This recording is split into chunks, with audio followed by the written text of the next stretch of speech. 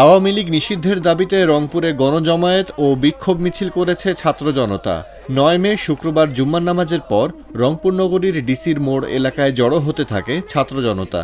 পরে একটি বিক্ষোভ মিছিল বের করে নগরীর প্রধান সড়ক প্রদক্ষিণ করে রংপুর জেলা স্কুল গেটের সামনে এসে সংক্ষিপ্ত সমাবেশ করেন তারা।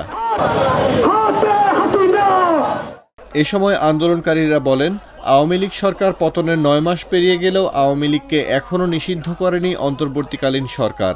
আওয়ামী লীগকে দ্রুত নিষিদ্ধ করে শেখ হাসিনা সহ অন্যান্য নেতাদের গ্রেপ্তার করে বিচারের দাবি জানান তারা।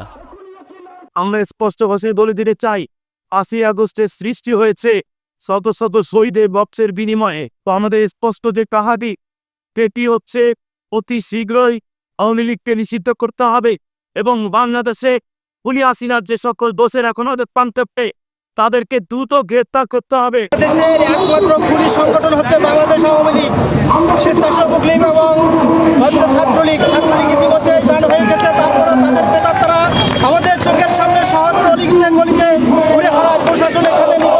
কিন্তু আমরা চাই আওয়ামী লীগকে নিষিদ্ধ করে এই বাংলাদেশ থেকে তাদের কবর রচনা করা হবে। সমাবেশে বক্তারা আরও বলেন, সরকারের পতন ঘটাতে ছাত্র জনতা এক হয়ে আন্দোলন করেছে। আওয়ামী লীগকে নিষিদ্ধ করা না হলে প্রয়োজনে আবারও মাঠে নেমে আন্দোলন করবেন তারা।